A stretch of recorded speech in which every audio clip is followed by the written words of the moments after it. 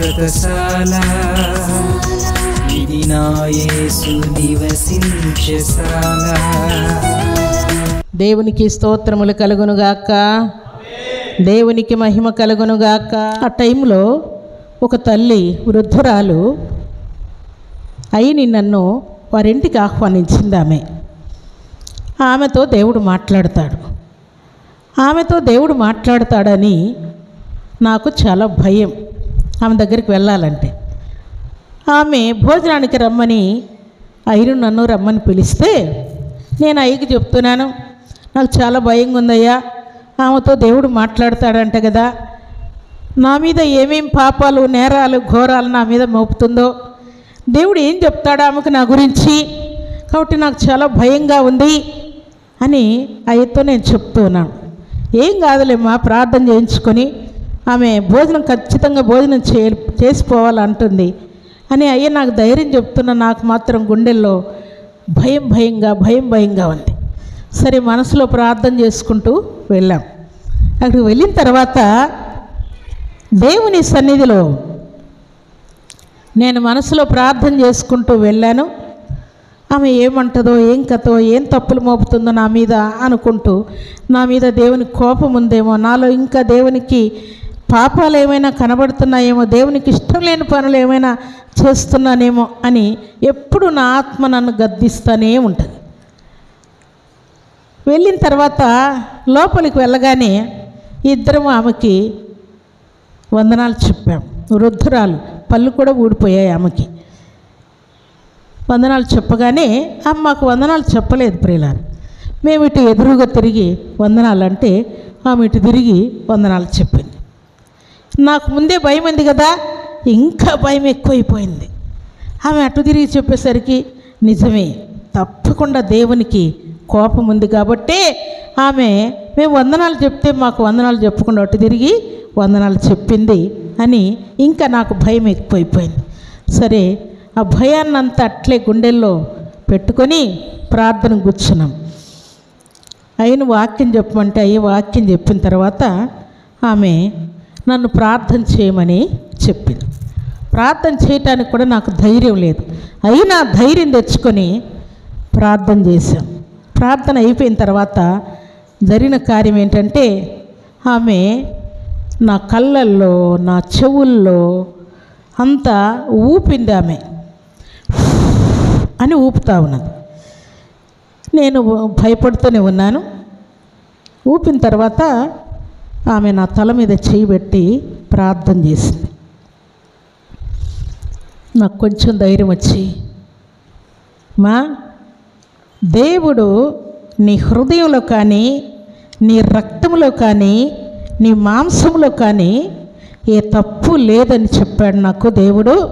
అయితే దేవుడు నిన్ను దర్శించబోతూ ఉన్నాడు. దేవుడు నిన్ను దర్శించటానికి, దేవుని యొక్క ముఖ దర్శనం నువ్వు చూడడానికి నీ ఎముకలలో కొంత మురికి ఉన్నదంట. దేవుడు ఆ ఎముకలను కడిగేస్తాడు. అప్పుడు దేవుని యొక్క పరిశుద్ధ ఆత్మ శక్తి నిన్ను కమ్ముకుంటుంది. అప్పుడు దేవుని యొక్క ముఖ దర్శనాన్ని నువ్వు చూస్తావని చెప్పిందాను. అప్పుడు అమ్మయ్య, నాలో తప్పులు ఏమీ లేవంట, ఎముకల్లో మురికి ఉందంట, మురికి ఆయనే కడిగేస్తాడంట అని సంతోషపడ్డాను. అప్పుడు కొంచెం ధైర్యం వచ్చి, మేము వచ్చినప్పుడు మీకు వందనాలు చెప్పాం కదా, ఎందుకమ్మా మీరు అటు తిరిగి వందనాలు చెప్పారని ధైర్యం చేసి నేను ఆమె నా మాట అడిగాను. అంటే ఆమె ఏం చెప్పిందంటే, మీరు లోపలికి రాగానే అయిన మిమ్మల్ని దేవుడు ముద్దు పెట్టుకొని వెళ్ళిపోతూ ఉన్నాడు, అందుకని దేవునికి నేను వందనాలు చెప్పాను అని చెప్పింది. అప్పుడు ఇంకా నాకు సంతోషం, ధైర్యం ఎక్కువ వచ్చింది. దేవుడు మమ్మల్ని ముద్దు పెట్టుకున్నాడా, నీకు స్తోత్రాలయ్యా, నీ ప్రేమ మా మీద ఉన్నందుకు నీకు వందనాలయ్యా అని మనసులో దేవుణ్ణి స్తుతించాను. అయితే నేను చెప్పే మాట ఏంటంటే, ఆమె చెప్పినటువంటి ఆ మాట, ఆమె ఇప్పుడు చనిపోయింది, ఆమె లేదు. ఆమె చెప్తూ, మీకు నేను వంట చేస్తూ ఉంటే దేవుడు నా పైటను ఇట్లా పట్టుకొని తిరుగుతూ ఉన్నాడు. నా పైట ఇట్లా గుంజినట్టుగా బరువైనట్టుగా ఉంటే నేను ఇట్లా అనుకున్నాను. అనుకుంటే నేనే అబ్రహాం, ఇస్సాకు, యాకోబుల దేవుడను అన్నాడు దేవుడు అని చెప్పింది. అప్పుడు నా హృదయంలో, దేవా ఇన్ని సంవత్సరాల నుండి ప్రార్థన చేస్తున్నాను, ఒక్కసారి కూడా నువ్వు నాకు కనబడలేదు. చూడు ఆమెకి ఎంత చక్కగా కనబడ్డావంట, ఆమె పైట చెంగు ఈ కొన పట్టుకొని మీరు తిరుగుతూ ఉన్నారంట, ఆమెకి ఎంత భాగ్యం దొరికిందయ్యా అని నేను హృదయంలో చాలా చాలా బాధపడుతూ దేవుడు నాకు దర్శనం ఇస్తే బాగుండని నా హృదయంలో అనుకునేదాన్ని. అయితే సర్వశక్తిమంతుడైనటువంటి దేవాతి దేవుడు ఆమె నోట నుండి ఏం పలికించాడో అవన్నీ కూడా నా జీవితంలో దేవుడు నెరవేర్చాడు. నిశ్చయముగా దేవుడు ఆయన పరిశుద్ధాత్మని నీకు ఇస్తాడు. దేవుని యొక్క ముఖ దర్శనాన్ని చూస్తావు. అనేకులు మీ దగ్గరికి పరిగెత్తుకొని వచ్చి ఆదరణ, స్వస్థత, దీవెన పొందేటట్టుగా దేవుడు ఘనకార్యాలు మీ ద్వారా చేయబోతున్నాడని ఆమె చెప్పింది. అయితే దేవుడు పరిశుద్ధాత్మని ఇవ్వకముందు మన పరిస్థితి వేరుగుంటుంది ప్రియులారా. దేవుని యొక్క పరిశుద్ధ ఆత్మను మనకిచ్చిన తర్వాత మన పరిస్థితులన్నీ, మన లెవెల్లన్నీ మారిపోతాయి. అన్ని విషయాల్లో మనల్ని దేవుడు హైలైట్ చేస్తాడు. అంతే. మనుషుల ముందు నిలబడడానికి కూడా నాకు ధైర్యం ఉండేది కాదు. 10 మందిలో ప్రార్థన చేయాలంటే కూడా నాకు ధైర్యం ఉండేది కాదు.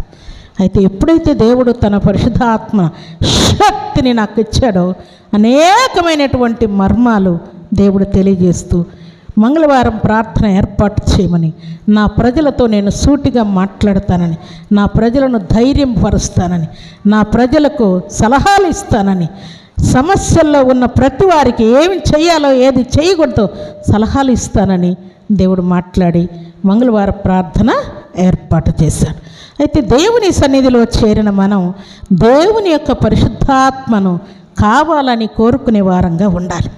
మనము ఆశీర్వాదకరంగా ఉండాలి అని అంటే దేవుని యొక్క పరిశుద్ధాత్మను కోరుకునే వారంగా ఉండాలి. దానికి మరొక మాట మీకు జ్ఞాపకం చేస్తాను. చూడండి ప్రియులారా, యెహోషువను ఏం చేస్తానన్నాడు? నీ ఎదుట ఎవడు కూడా నిలవలేడని పూర్ణ ఆత్మ కలిగినటువంటి, జ్ఞానాత్మ కలిగినటువంటి వ్యక్తిగా దేవుడు తీర్చిదిద్దాడు. అందుకని ఆయన ప్రార్థన చేస్తే సూర్యచంద్రులు ఆగిపోయాయి, ఆయన ప్రార్థన చేస్తే ఎరుకో గోడలు కూల్చబడ్డాయి, ఆయన ఎదుట ఎవరు కూడా నిలవలేకుండా పోయారని వ్రాయబడింది.